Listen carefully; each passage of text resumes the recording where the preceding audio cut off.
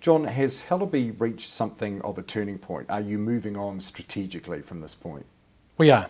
After 4 years of turning around Hellaby as a new management team, we have now got essentially to the starting line, and we're now able to position the Hellaby portfolio in quite a different way and reshape the business. So you're talking about the new Hellaby. What does the new Hellaby look like, and how's the portfolio mix going to change as a result?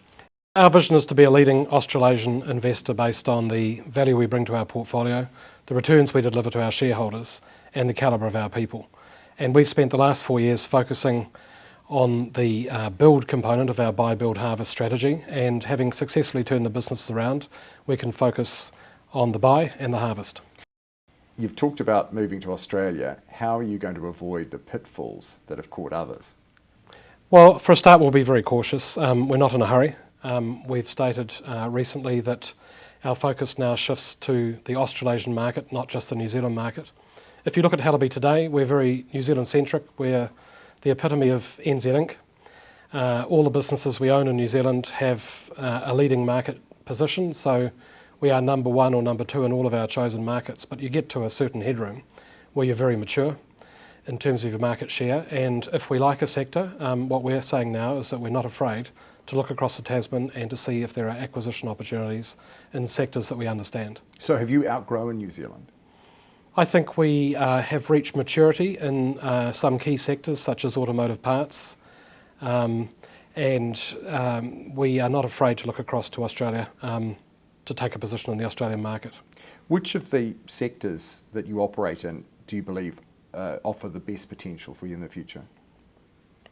Automotive parts certainly has growth opportunities through acquisition, and packaging also has some very strong opportunities for growth.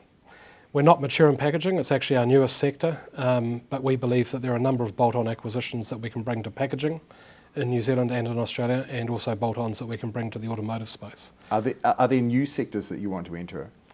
We have some additional new sectors that we have started to look at. They are in a very broad automotive industrial distribution space.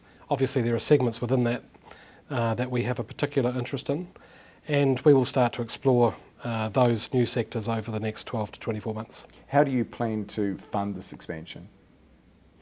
Well, we have 3 options for funding, being bank debt, cash from disposals if we sell businesses, and through equity raising. But we've completely reformed our balance sheet in the last 2 or 3 years, and we now have a lot of flexibility to fund acquisitions through debt, having taken our gearing, which is debt to debt and equity, down from a high of 65% 4 years ago, down to just 15% gearing at 30 June. So we have a lot of flexibility simply to fund growth through debt. Where do you see that gearing moving up to, potentially in the future? We've said to the market that we have a comfort gearing of 45% or less, which we believe is appropriate for an investment firm. And obviously we have a lot of headroom before we get to 45%. What about divestments? We will be opportunistic about divestments for value. We have no divestments planned today.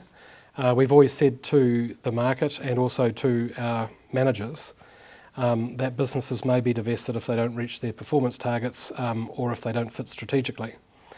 Increasingly our businesses are meeting their performance targets, so it will be more of a strategic question.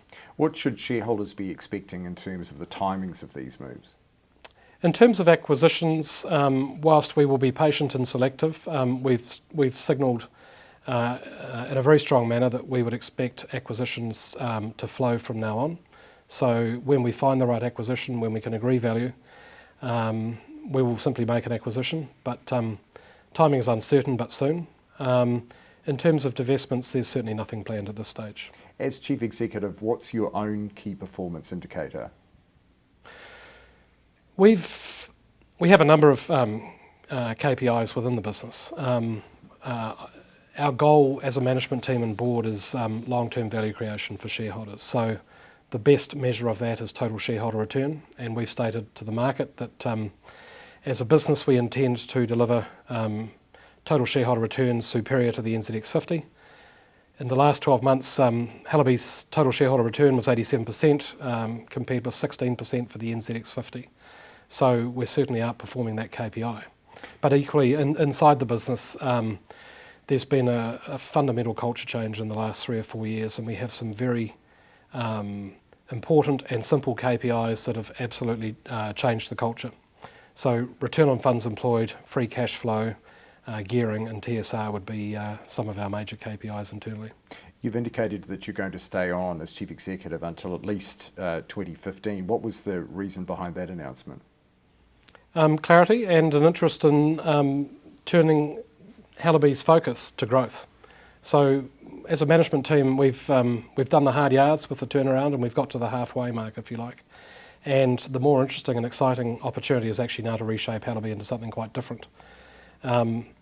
So I'm simply keen to bring clarity to that matter and take it off the agenda for the market. So I've indicated to the board that I'm keen to stay at Hellaby until at least the end of 2015, and that will allow the company to do appropriate succession planning closer to the time, and it will allow us to implement a growth strategy with confidence that we have continuity of personnel. Okay, and you've indicated that you're going to undertake a leadership strategy within the company. What are the objectives behind that move? That's going to be quite a big piece for Hellaby in the next 2 to 3 years. My hope in 3 or 4 years' time is that when people describe Hellaby, they'll talk first and foremost about the quality of our management teams. And we believe that a key differentiator for a conglomerate like Hellaby should be the quality of its people. We have very good management teams running our businesses.